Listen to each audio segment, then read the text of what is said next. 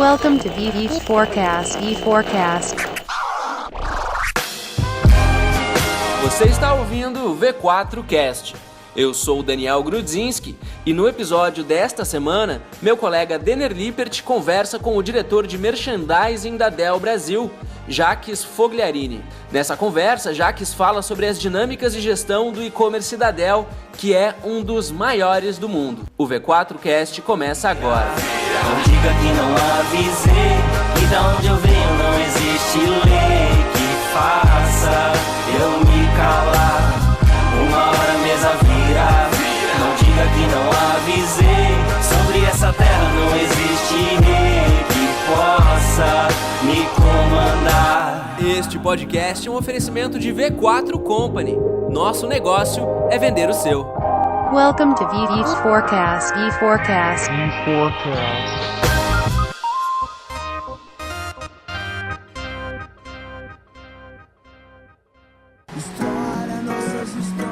Sou Jacques Fogliarini, eu sou diretor de merchandising para consumo e pequenas empresas da Dell Brasil. Já venho trabalhando na Dell há 15 anos, passando por várias áreas aqui dentro da empresa, desde vendas até a marketing com produtos commercial, e nos últimos 3 anos trabalhando com o mercado de consumo e pequenas empresas. O meu maior acho que resultado dentro da minha carreira, eu acredito que foi essa jornada dos últimos 3 anos aqui dentro de consumo e small business, tá? Onde a Dell saiu de uma posição de 5% de market share em consumo e até um resultado que nós atingimos em Q4 do ano passado, conquistando o primeiro lugar nesse mercado. Então, por isso que eu digo que é uma conquista de longo prazo, porque não foi em 1 ou 2 trimestres que nós fizemos isso, foi ao longo de um período de praticamente 3 anos, tá? De entender o mercado, executar o nosso plano, aperfeiçoá-lo a cada trimestre, tá? Lançar novos produtos, escutar muito os nossos clientes, tá sempre valorizando o feedback que vem do mercado, tanto daquele que compra os nossos produtos, como os nossos parceiros, né? A empresa trabalha no sistema de multicanal, né? Seja online, seja no modelo tradicional de varejo, tá? E está bastante próximo dos nossos clientes. Eu acho que é isso que acabou nos permitindo estar nessa posição entre os líderes, né, do mercado nos dias de hoje. Hoje eu vim pra te mostrar que o bem é mais forte que o mal, que sim é mais forte que o não em tudo nessa vida. Vim te dizer que tem vitória no final, pode acreditar que sim e duvidar de quem duvida. Pra te mostrar que o bem é mais forte que o mal, que sim é mais forte que o não em tudo nessa vida. E só pra te ver com a vitória no final, pode crer que sim e duvidar de quem duvida. De quem duvida. Antes da gente falar um pouco mais sobre a tua história dentro da Dell, eu queria que tu contasse um pouco para mim como que é a tua trajetória. Boa, tá há bastante tempo na Dell, mas como que é a tua trajetória de profissional? O que tu estudou? Como é que tu foi parar aí na Dell? O que aconteceu antes disso? Excelente. Minha formação é administração de empresas com ênfase em marketing. Sempre foi meu objetivo trabalhar em marketing desde o dia 1 da minha formação em administração, tá? Então isso estava bem claro para mim desde o início, tá? E foi o que eu acabei direcionando na minha carreira, apesar de ter passado bons períodos da minha vida profissional diretamente com vendas, né, que é uma parte bem ligada a marketing, claro. Apesar das pessoas acharem que não, mas é. Tá? Então a vendas é o produto final da questão mercadológica, né, até satisfazer a necessidade do cliente de uma maneira adequada. Legal. Tá? E antes prévios de Dell, tive uma passagem pelo grupo RBS, jornais, NET, própria televisão, e em 2001 foi quando eu me juntei à Dell, foi logo depois da entrada da empresa aqui no Brasil. Tá? Houve uma oportunidade para trabalhar com marketing de relacionamento, e eu acabei abraçando essa oportunidade porque eu achei que meu ciclo na RBS já tinha chegado ao fim, e eu queria ter uma experiência numa multinacional. Legal. Estava num grande grupo regional e queria expandir meus horizontes. Né? Legal. E então acabei pegando esse desafio naquela época. Né? Então, óbvio, uma empresa que era uma startup naquele momento, e hoje é uma empresa que está há 15 anos no Brasil. De um certo modo, ela continua sendo uma startup, né?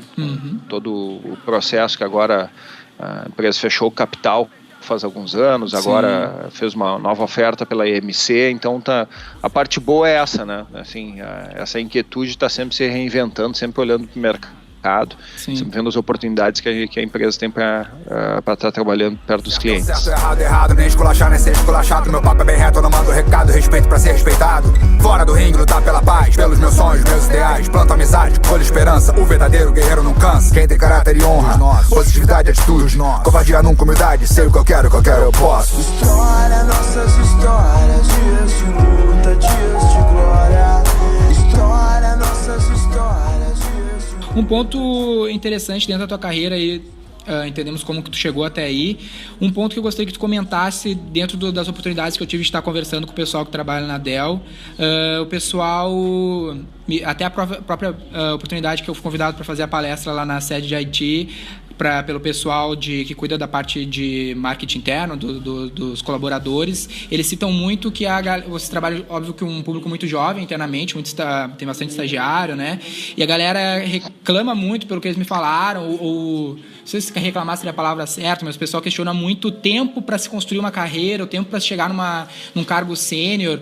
Como que foi essa tua trajetória dentro da Dell, que ela, como tu disse no início, não é um negócio de curto prazo, é um negócio que acontece do dia para a noite, em todos os teus projetos, acredito que tu tem essa visão. Como que essa tua longa trajetória de 15 anos, como vem sendo a tua evolução dentro da Dell, e como que tu enxerga, assim, o que tu pode falar sobre isso para as pessoas que estiverem nos ouvindo? Olha, eu entrei na Dell como um analista. Tá? Então eu entrei nas primeiras posições na empresa.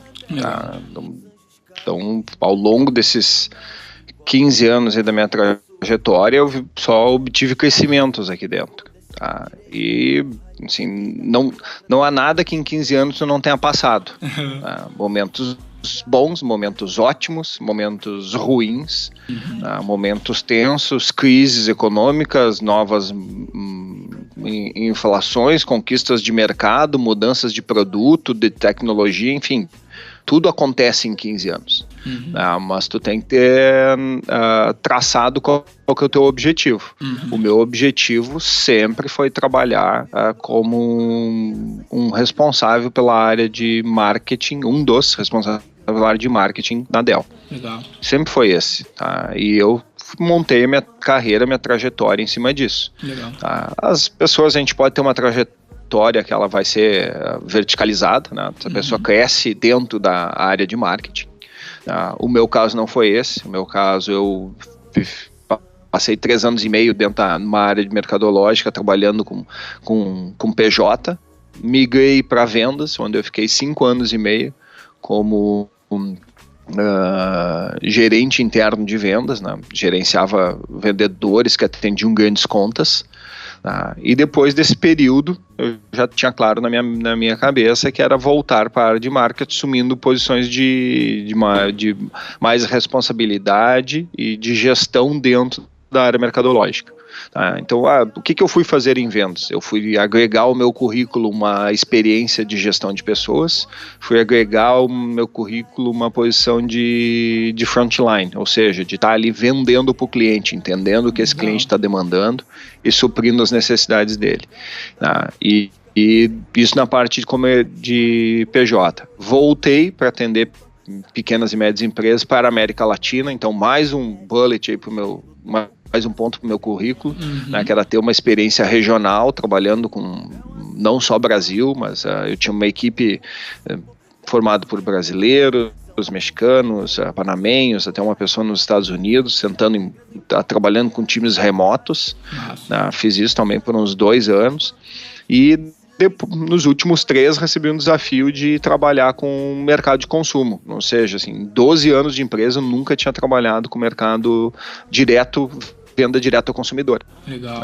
Recebi esse desafio e foi fantástico, assim, tá? Para mim está sendo excelente esses últimos 3 anos, como conhecimento de mercado, tem que se estudar muito, claro. Tá? Então nada não vem de graça, tem que parar, tem que entender o mercado, tem que pesquisar, tem que analisar, tem que conversar com clientes, tem que conversar com parceiros, entender os produtos que está vendendo, tendências, é um mercado muito mais dinâmico, que assim como ele está embaixo, de repente ele pode crescer muito, dependendo de uma introdução de produto, uma nova pista de preço, então a concorrência tu está respirando constantemente e tu quer estar à frente da concorrência, e com esse desafio que eu obtive mais crescimento aqui dentro da empresa, tá? Então assim, isso vai construindo, pode ser mais rápido?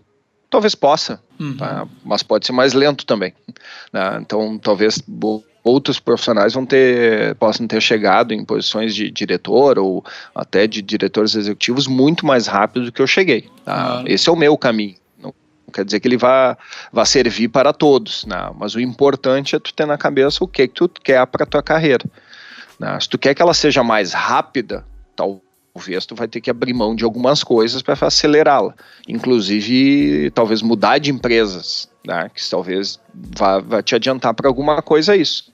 Por outro lado, tu vai ter algumas perdas ao longo desse caminho, né? Se tu ficar mudando toda hora, talvez algumas empresas não queiram profissionais que mudem de empresa a todo instante, queiram profissionais que consigam construir e deixar um legado dentro da empresa, tá? Não sejam carreiristas, né, nesse ponto. Então tem um grande ponto de gerenciar a tua expectativa, a tua ansiedade para conseguir chegar qual que é o teu objetivo. Isso é bem difícil, tá? Mas é um dos pontos fundamentais para te atingir o teu resultado.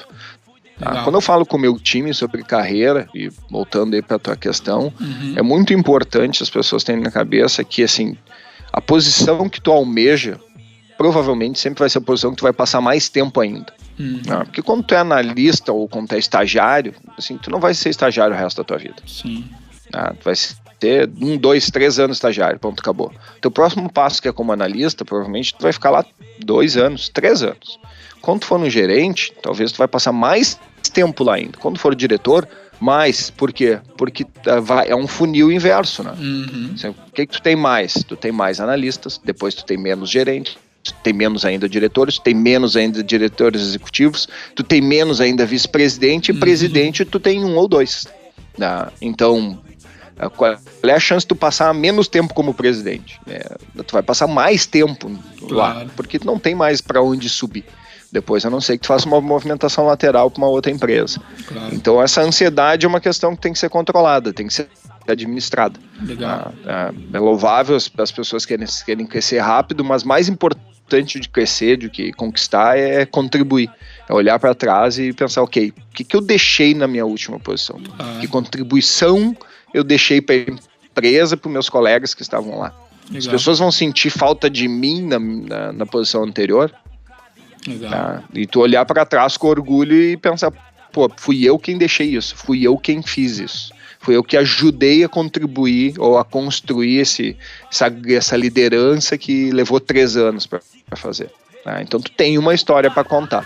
Às vezes o que é bom pra você, outros estão dispensando e não quer nem saber. Tu tá se matando e lutando pra ter, outros estão só gozando e tirando um lazer. Claro, quando o pessoal me questiona isso, a minha opinião que eu coloco nesse sentido de evolução da carreira é que, eu quero ver se tu concorda, vai um pouco de encontro com o que tu disse por último aí, que é o que pra te evoluir na carreira, tu tem que estar focado em entregar resultados pra empresa, né? Que basicamente pra te ir pra outra posição, crescer dentro da empresa, tá diretamente atrelado aos resultados que tu entrega pra ela. Então tu tem que estar focado em que resultado tu tá entregando.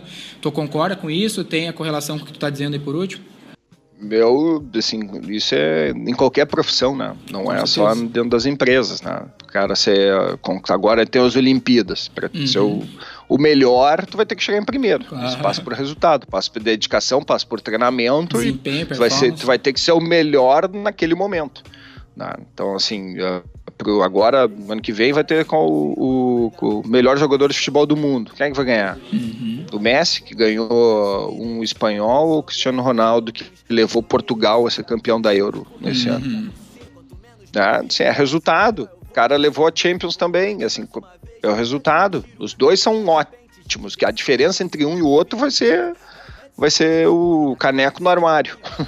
É o resultado. Isso, eu pego o gancho assim. para um outro ponto que é bem interessante, que é um lance peculiar teu que eu gostaria de explorar, que eu acredito que vai concordar comigo, que na própria formação acadêmica ou no mercado mais tradicional de marketing, publicidade, a comunicação, às vezes, vou pegar o marketing como a principal palavra, existe uma briga, assim, vamos dizer assim, um preconceito entre marketing e vendas, né? Que o cara que acha que a venda é um trabalho menos qualificado do que o do marketing. Na maioria das vezes o cara acha que o marketing é mais glamuroso do que a venda é menos glamuroso. Eu já tive contato com um rapaz que até trabalhou na Dell mesmo, que ele daí saiu, né, perdeu o estágio, lá tinha se formado, daí deram a oportunidade de ele trabalhar nas vendas, e ele, venda não quero, né, venda é muito ruim. Aí, sendo que era uma baita oportunidade, eu vejo assim, eu quero ver a tua opinião, eu vejo que a venda é a melhor oportunidade de tu entregar resultado, porque é um dos cargos que está mais atrelado ao resultado, tu tem mais facilidade para provar que tu deu resultado. Então, tu é um profissional de marketing que foi para as vendas e acredito que valoriza as vendas, e eu gostaria de ver a tua opinião sobre essa questão da venda versus o marketing, o quão esses dois termos têm o mesmo significado no meu ponto de vista, né? Não, eu diria que não serve vendas versus marketing, né? Vendas e marketing, ou marketing e vendas, né? Um não vive sem o outro, tá? Tinha uma questão lá do Drucker que dizia que o marketing perfeito abre mão de ter um vendedor, abre mão de ter venda, ele se vende sozinho, né? Eu não vi nenhuma empresa até hoje com marketing perfeito. Então a gente precisa de vendas, precisa alguém que vai executar o plano, tá? E encontrar bons vendedores é difícil, tá? E eu concordo contigo que é o lado mais rápido de se mostrar o resultado, é vendas. Legal. É vendas, sim. É lá que tu vai fazer a diferença todo dia, tá? Naquela venda 1 a 1 ou até naqueles grandes deals, tá? Tu faz a diferença, assim, e aqui dentro da empresa são profissionais respeitadíssimos, tá? Assim como em outras empresas também se respeitam muitos profissionais de venda, assim. Eu não dou um passo no meu plano mercadológico sem compartilhar com meus pares que são de vendas. Não quer dizer que eles concordem comigo, mas eles vão saber o que está lá, tá? A gente vai sair de uma reunião alinhados, processo, vou escutá-los, vou ponderar, vamos entender, vamos passar os números, né? Vamos conversar e no final do dia aquele plano vai para a rua para a gente executar. Legal. E quando ele vai executar, ele vai voltar para mim, olha, aqui está funcionando, aqui não está funcionando, eu preciso disso, eu preciso daquilo. Então, essa liberdade de estar adaptando o plano a todo momento é o que vai fazer a diferença entre ter um plano que ele é só um papel ou quando ele vai ser uma execução que ao final vai te trazer o resultado que tu havia planejado lá atrás. Legal. Outra questão que é bem interessante se comentar correlacionada a isso, principalmente falando de internet marketing, é a verba, vamos dizer assim, a estratégia de marketing de performance, falando em internet marketing, e a verba de brand. Como que tu vê essa questão, assim, às vezes tu tem as empresas, a gente já trabalha muito com empresas de pequeno porte, elas não conseguem separar, ter uma visão para o que é performance, o que é brand, o que eu tenho que investir para minha marca crescer, ou às vezes o cara quer investir só em performance e não valoriza o investimento em brand. Como que tu vê essa divisão de investimentos de performance, aquele investimento que tem que ter um ROI forte, e aquele investimento que tu vai pagar, sei lá, para ter um monte de impressão, porque o objetivo é valorizar a tua marca, ela aparecer mais. Como que tu vê o teu ponto de vista sobre essa divisão? Eu vou trazer uma metáfora aí, tá? A questão de branding e performance, tá? É como tu criar um filho, tá? Assim, a performance, assim, todo dia tu tem as questões básicas dele. Né? Tu tem que dar segurança, tu tem que dar alimentação, né? Tu tem que fazer e tu tem que educá-lo ali no dia a dia na família. Então, mas isso é o teu dia a dia. Isso vai ter que acontecer, tá? Que que é o branding? Um branding tu vai ter que colocar num colégio bom para ele ter uma boa educação. Tu vai ter que colocar ele talvez em outras atividades paralelas, seja de esporte, seja de língua estrangeira, para ele se capacitar e ele crescer e ser um bom cidadão quando ele for um adulto. Tá? Essa para mim é a questão de performance branding. Se tu só colocar ênfase em estar alimentando ele no dia a dia, quando ele crescer, talvez ele não consiga ser um bom cidadão. Se tu só colocar investimento na parte da educação, no alimentá-lo, ele não dura o próximo mês. Exatamente. Né? Então, tu tem que conseguir equilibrar o que vai ser branding e o que vai ser performance. O que vai ser o sustentar o business. Porque assim, não vamos nos enganar que só colocar verba em branding vai te gerar o resultado. Tá? Mas tem que um equilíbrio. Às vezes tu vai ter que pesar um 70-30, outras vezes tu vai inverter para 30-70, vai depender muito da sazonalidade, do tipo de produto que tu está endereçando, tá? Mas assim, há que haver um equilíbrio entre performance e brand. Tá?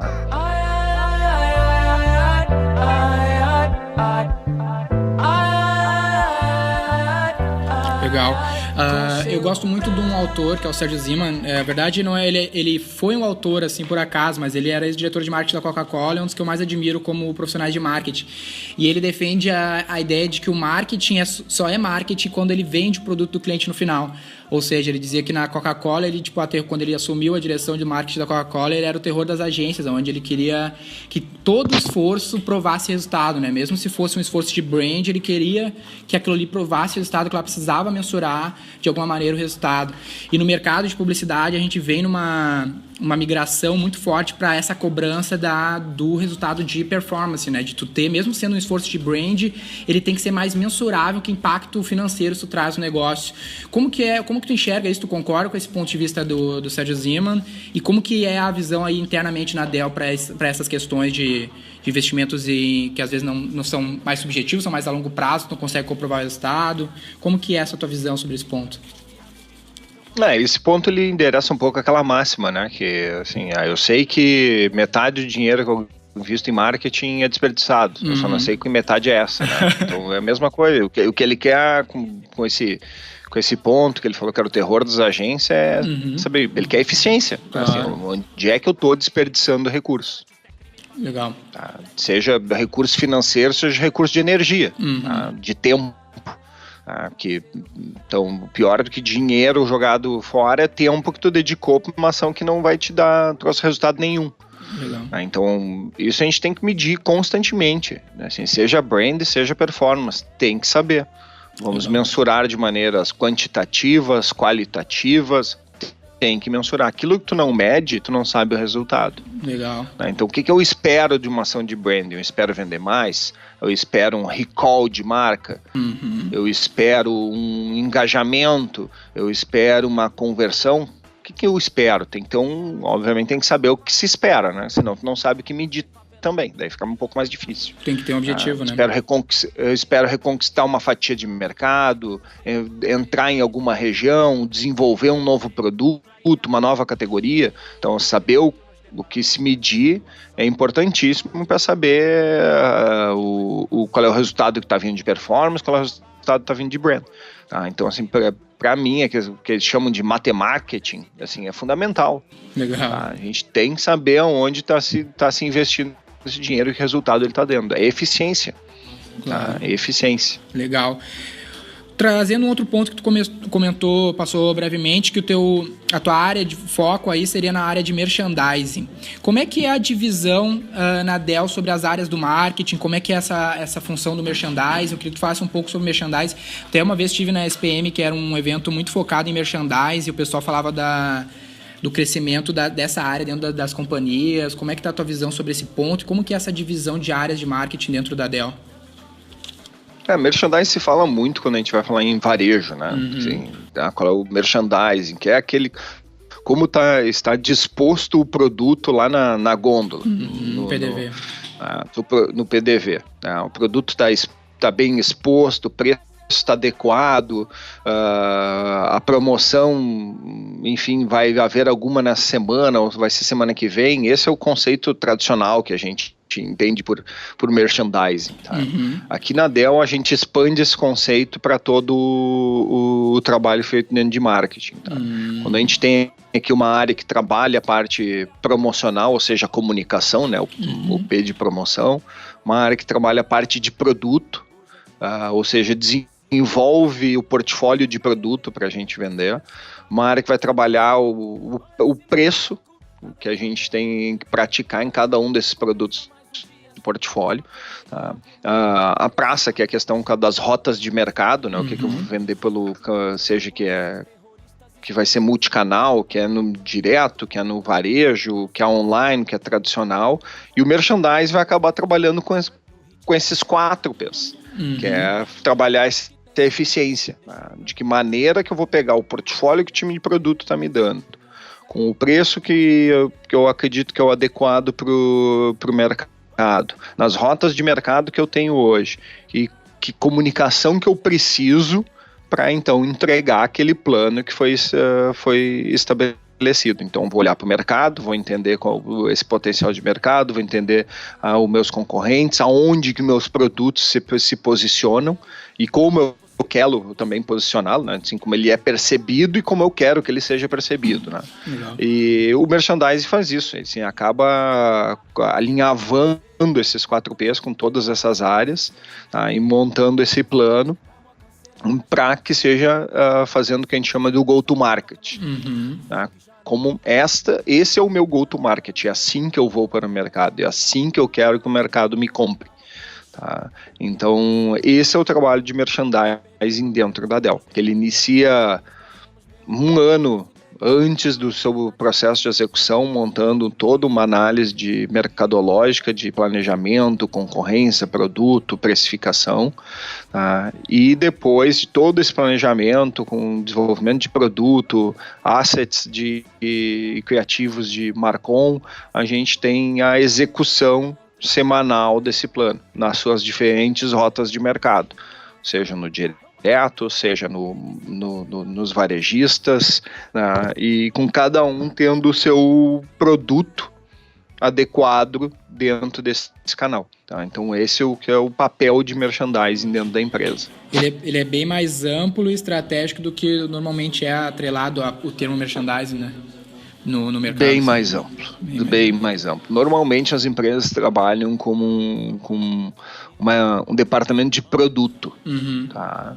E ponto, o cara, produto. Não, na verdade, quem produto é uma das pontas, né, que a gente trabalha. A gente vai ter o produto, vai ter preço, vai ter a promoção, vai ter a praça. Então engloba todos os 4 P's que a gente vai trabalhar no mercado. Hoje é dia de ver e se organizar. Não basta querer, tem que saber chegar. Então cê pensa um pouco com esse mundo louco. Talvez não tenha outro dia não. Hoje é dia de ver e se organizar. Não basta querer, tem que saber chegar. Então cê pensa um pouco com esse mundo. Agora eu gostaria de entrar na parte direta de marketing digital, de performance de venda. Aqui eu gostaria de passar por 4 pilares com você, que são os 4 pilares que a gente segue aqui na V4 para se vender qualquer produto através da internet.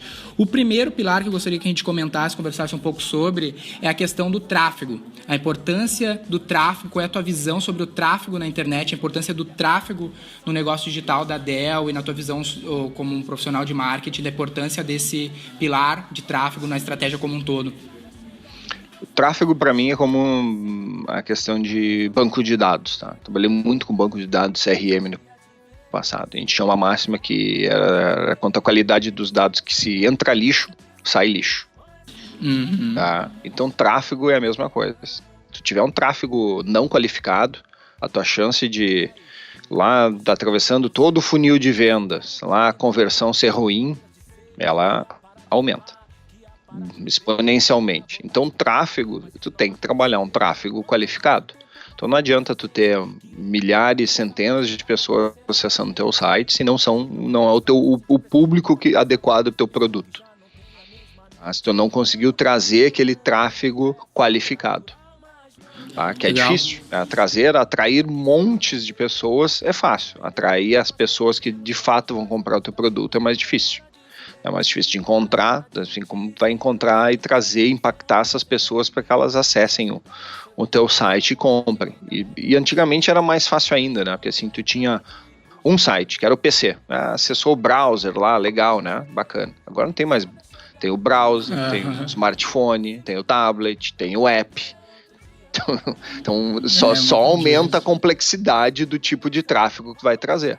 Porque muitas vezes o cara do PC, assim, veio pelo mobile.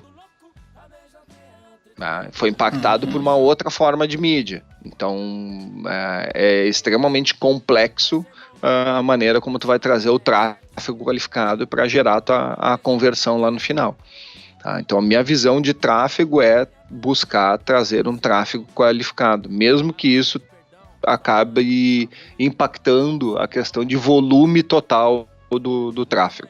Tá? Um tráfego melhor vai te gerar aquilo que a gente estava comentando lá, assim, é medir, né? Eu vou começar a medir qual é o tráfego mais qualificado para ser mais eficiente, por isso que é tão importante. E online é bem mais fácil de medir do que a questão do mundo offline, né? Então tu tem acesso a isso, tu sabe o que está funcionando e o que não está funcionando. Legal. A Dell, eu gostaria que tu comentasse um pouco, porque a Dell, pelo que eu conheço, ela é uma empresa muito, muito focada. Talvez tu esteja há bastante tempo aí dentro da Dell, não sei como é que tu tem essa visão fora de como é no mercado, assim, outras empresas, mas a Dell é uma empresa excepcional na questão de BI, de inteligência de dados, de mensuração de dados.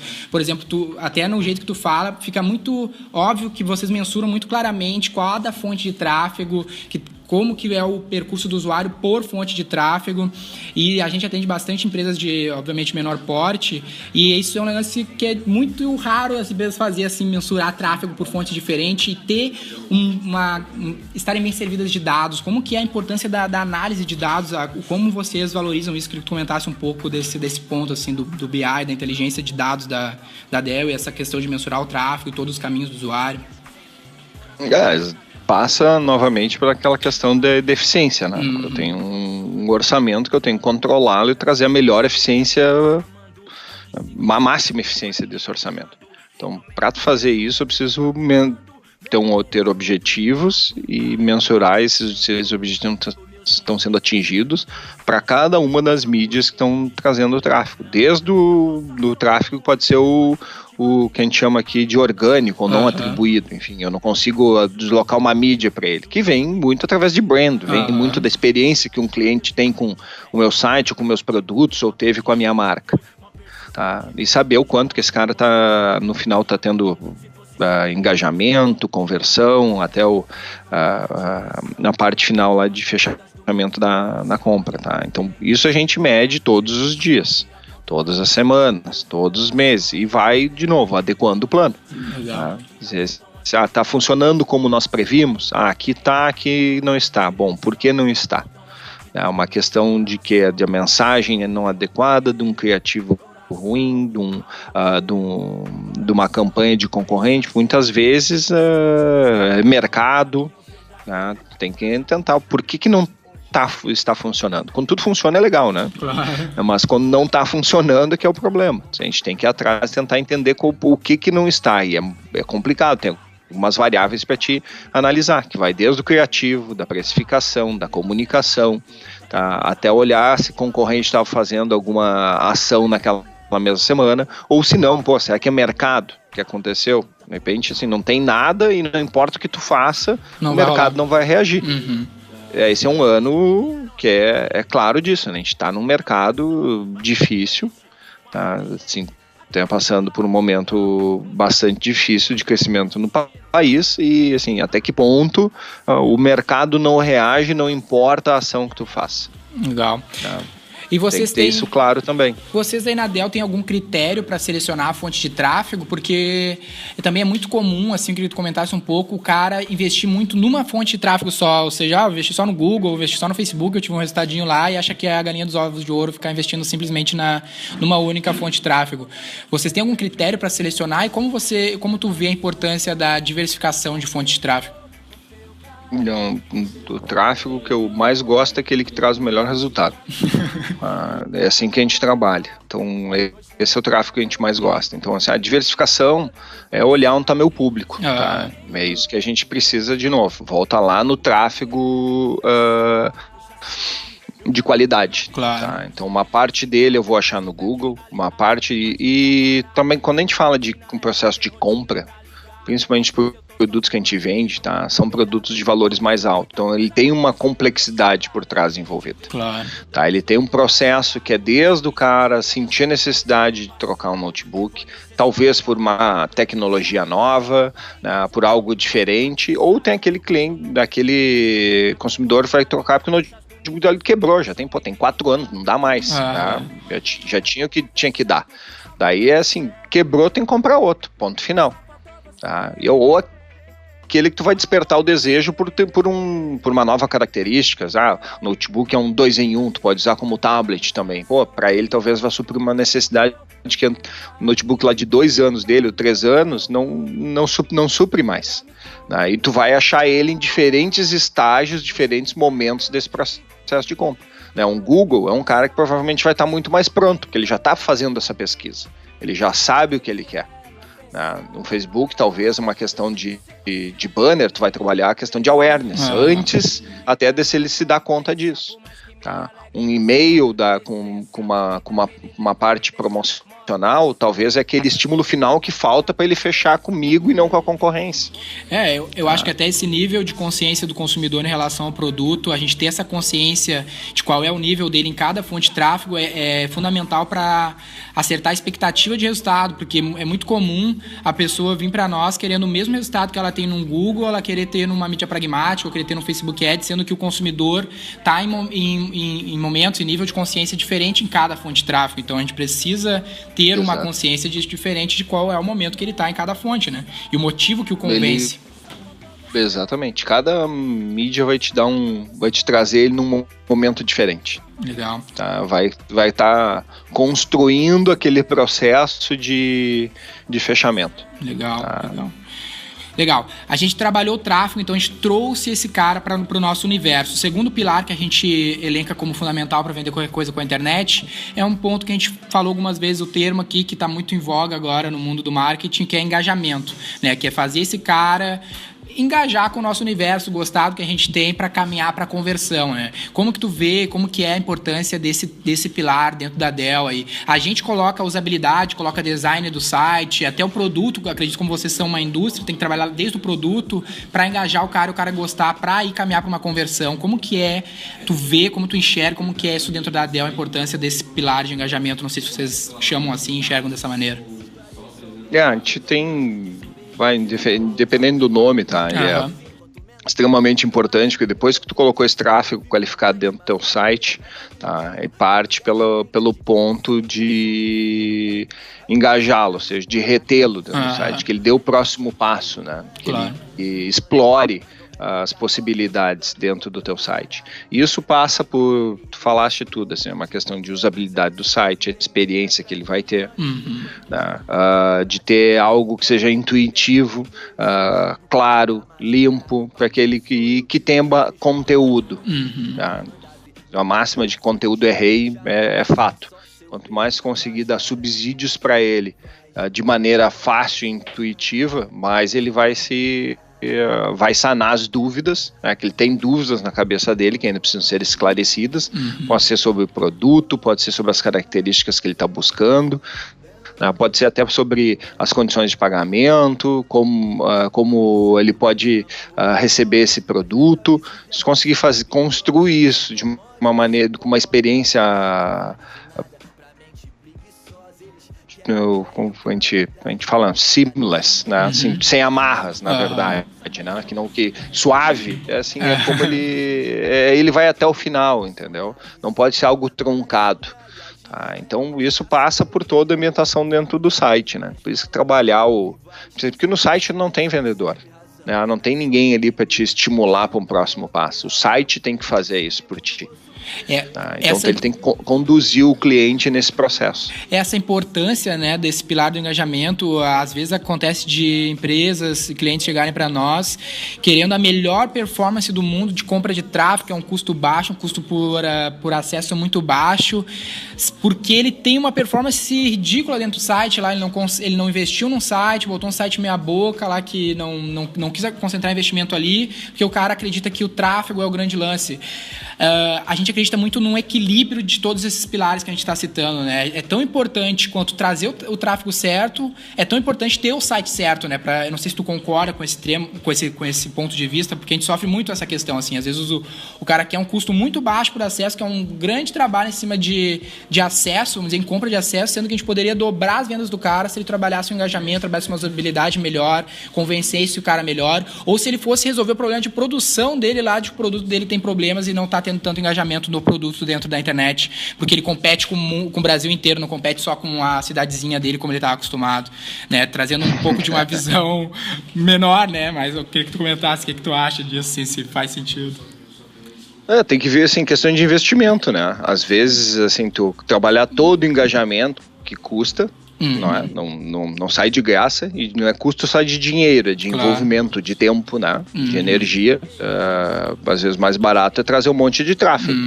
Só que assim, o teu resultado, a tua conversão lá no final, ela vai ser o resultado que tu trouxer de tráfego, que é um tráfego desqualificado, vem desqualificado a conversão, né? E a questão de engajamento, se tu não gerar uma experiência boa pro cliente, ele não vai voltar. E assim, ganhar no mundo online, ser rentável no mundo online é ter recompra. Legal, a gente vai falar bastante sobre isso no outro pilar. Então, se não tiver recompra, esquece. E recompra passa por manter esse engajamento forte após o fechamento, né? Legal. Então, o cliente não vai voltar a segunda vez. Então, assim, é equilíbrio. Não tem outra palavra para dizer nesse momento. Legal. Terceiro pilar, então, a gente trouxe o tráfego, trouxe aquele cara para dentro do nosso universo, ele está engajado, e aí é a hora da conversão, né? É a hora do cara realmente comprar. Aqui muita gente para, né? O cara comprou ou não comprou, acabou aí. Eu queria entender como que é como tu enxerga, como a Dell enxerga a complexidade da conversão. Por exemplo, questões de upsell, cross-sell, a questão de quanto está convertendo. Eu acho que isso volta lá na questão do tráfego, né? Porque se a conversão, ela muitas vezes está atrelada à qualidade do tráfego. O que eu quero dizer é que muitas vezes é ignorado a série de indicadores que tu consegue ter dentro da conversão, e se tu souber usar os indicadores certos e modificar eles da maneira certa, ter essa estratégia certa, tu consegue mudar todo o resultado da operação, concentrando nesse indicador da conversão. Como que é isso no ponto de vista do Jax, no ponto de vista aí da Dell? Conversão é extremamente importante, tá? O resultado final. Saber quantos clientes, de fato, naquele momento, foram até o final e completaram a compra. Legal. Tá? Daí tu pode medir essa conversão num sentido mais amplo. Que é quantos clientes vieram e compraram o produto em si que tu estava ofertando, porque ele veio de algum estímulo, e quantos clientes compraram aquele produto mais o produto estendido. Quer dizer, o produto mais o serviço mais o periférico, no nosso caso, tá? Que entrega para ele um sistema completo. Tá?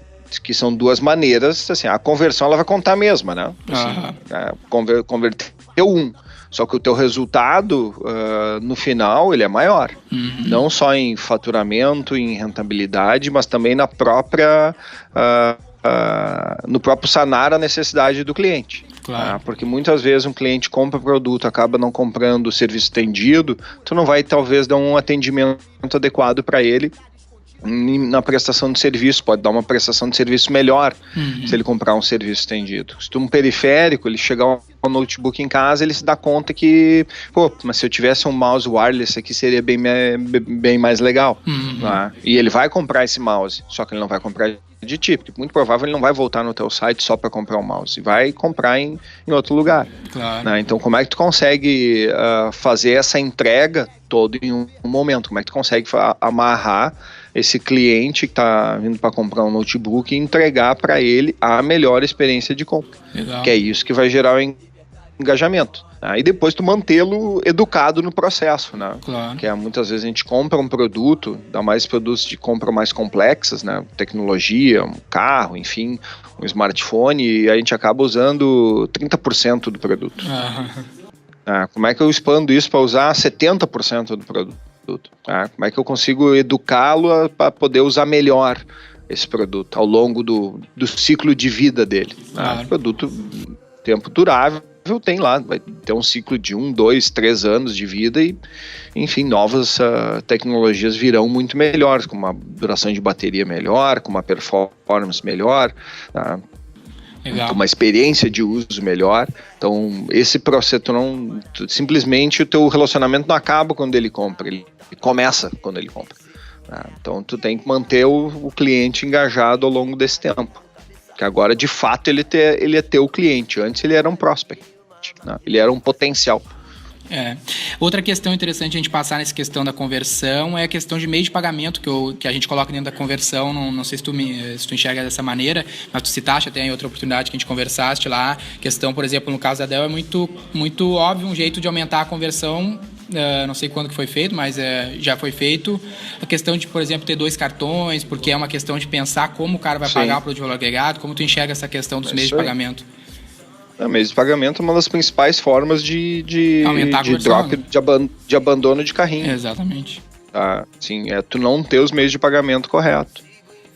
Seja de questão de pagar com um boleto automático, ou tu ter as bandeiras adequadas que atendem às necessidades do cliente, tá? Ou ter lá o PayPal, que o cara gosta só de pagar por lá. Se tu não tiver as formas de pagamento que o cliente está buscando, ou que ele quer pagar, ele vai abrir mão do teu produto, vai comprar em outro lugar, né, que atenda, né? Então, é fundamental. Legal. O quarto e último pilar a gente chama de remarketing, né, que é um termo mais popular na internet, mas é o famoso pós-venda. Tu citou várias vezes aqui, eu deixei pra gente chegar nesse pilar para comentar sobre ele, mas eu trago um outro podcast que a gente gravou com o Maurício Bastos da Arezzo lá, que eles trabalham muito a aquisição do cliente, não a aquisição da venda, né? É importante pra Arezzo, por exemplo, acredito que tu concorde, adquirir o cliente, né? Como que é essa tua visão sobre esse ponto? Perfeito, não posso, acho que ele foi muito feliz aí na frase dele, adquirir o cliente, não não fazer a venda, porque seguindo a mesma lógica, pensando lá na Arezzo, no momento que ele adquire o cliente, vai voltar a comprar novamente um calçado da Arezzo, e a compra dele é muito mais frequente que a minha. Claro. Quantos pares de calçado se compra ao longo de um ano? A venda dele tem um forte apelo de sazonalidade. Né? Se é inverno, tu vende um tipo de calçado. Verão, tu vende outro tipo de calçado. Então, tem essa questão de sazonalidade da moda. É importantíssimo. E isso, no meu caso, que tem um produto de um ciclo de vida mais longo, às vezes não é a aquisição daquele cliente, mas a aquisição até daquele domicílio. Porque antigamente, o que nós tínhamos? A gente tinha um PC por casa. Era um PC, tu dividia lá, toda a família, né? 4, 5 pessoas em casa dividiam aquele PC. Então, às vezes, as famílias hoje em dia, obviamente com mais renda, tá? Assim, pode ter talvez um all-in-one ou um PC em casa, mas daí tu já tem um pros filhos que estão na escola, um outro pode ter um tablet, né? O pai ou a mãe tem um outro PC, então aquele PC que era hoje ele pode ser 3, 4, tá? No mesmo domicílio, e eles podem ser de várias marcas ou podem ser todos da minha marca. Legal. Então, assim, aqui tem algo maior ainda, que essa conquista até do próprio domicílio, né? Assim, o notebook, hoje, principalmente, ele é extremamente pessoal. Né? É difícil tu compartilhar o notebook. Tu compartilhava o PC quando estava em casa, né? Mas o notebook é assim, esse é o meu notebook, aquele lá é o teu notebook, assim como tem o teu smartphone. Legal. Tu citou até que um pouco antes sobre pós-venda, sobre reter o cliente como fundamental até para para manter a operação acontecer, para a operação ser lucrativa, para a operação ficar no ar, é fundamental reter o cliente. Queria que tu comentasse um pouco mais sobre isso, porque a gente já vivenciou isso na prática aqui de operações, onde o empreendedor, o empresário, o gestor à frente da operação não focava nisso. O foco dele era em adquirir uma nova venda todo dia, mas não manter aquelas vendas. E aí, eu acho que volta lá na questão da fonte de tráfego, porque quando tu retém o cara, tu acaba baixando o teu custo de tráfego, porque tu já tem um e-mail. Como que é, até eu acredito que o e-mail seja um dos meios que mais converte hoje na Dell. Como que é essa questão de a tua visão sobre isso ser fundamental para a lucratividade da operação? Volta no que nós estávamos conversando antes, né? É a questão do tu adquirir o cliente. Eu quero que ele volte outras vezes, né? Se ele tiver que comprar um segundo equipamento, que ele compre o meu. Se ele tiver que comprar um monitor, que ele vai trabalhar melhor em casa, ligado no notebook, que ele compre o meu monitor. Principalmente que ele me veja como site especializado em tecnologia para facilitar a vida dele. Porque assim, o que a gente vende? A gente está, no nosso caso aqui, a gente vai estar vendendo uma solução para facilitar a vida dele.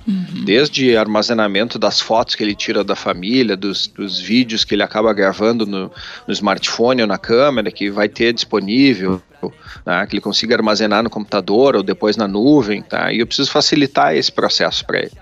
Eu preciso que isso seja fácil, porque assim, no fim eu sou só um meio, para que a vida dele flua de maneira mais simples e mais cômoda.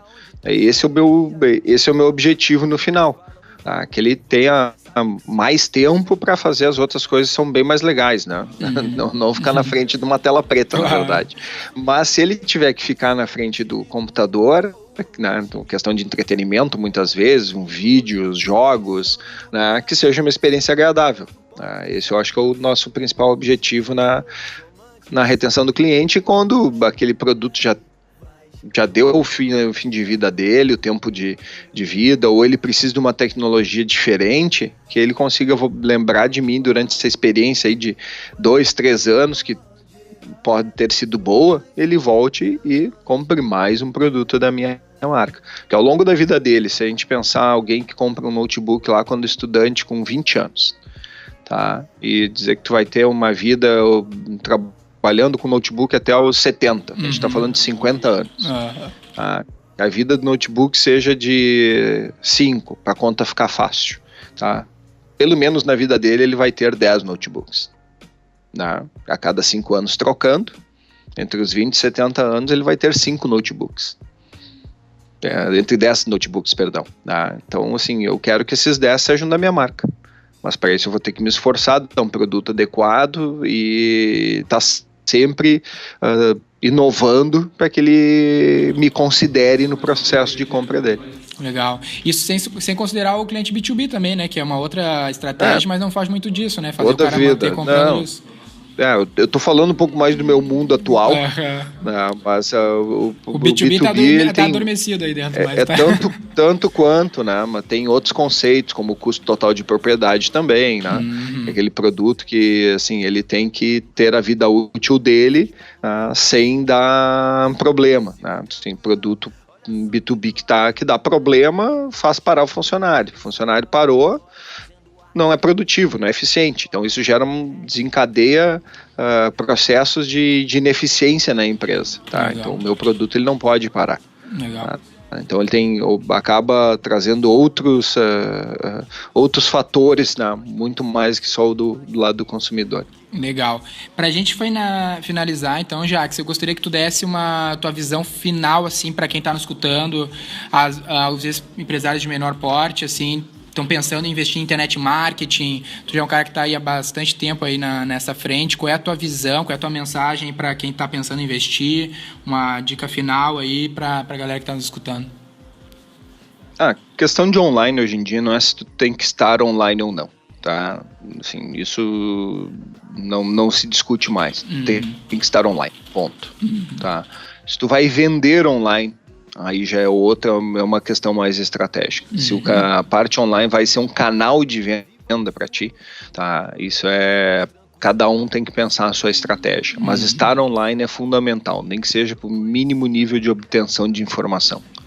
Agora, vender online, ter o teu site de e-commerce é uma outra questão maior. Porque vender online tu não precisa ter só teu site, né? Como eu até coloquei. Tem vários portais hoje em dia, vários sites que possibilitam tua venda através de marketplace. E tu pode vender online sem ter um site construído para isso, sem ter aquela questão que tu vai ter que trazer o tráfego, por exemplo. Né? O tráfego já vem no marketplace. Então tu vai ter que trabalhar muito a questão do engajamento e da conversão, que passa por uma questão de ter o produto certo, com o preço certo, né? Com a comunicação correta do cliente, mas te poupa uma boa parte do trabalho. Obviamente tu tem um pênalti ali, né, para dividir com quem está te dando esse espaço, né? Mas é uma estratégia, pequenos empreendimentos, Europa, Estados Unidos estão fazendo mão disso, e aqui no Brasil não é diferente. É uma boa maneira de se ingressar no mercado online com baixo investimento. Você ouviu V4Cast. Novos episódios toda semana.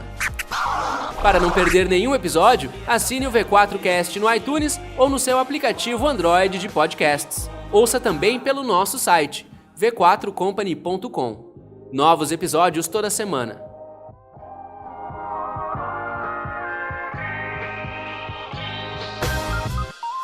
V4 Company. Nosso negócio é vender o seu.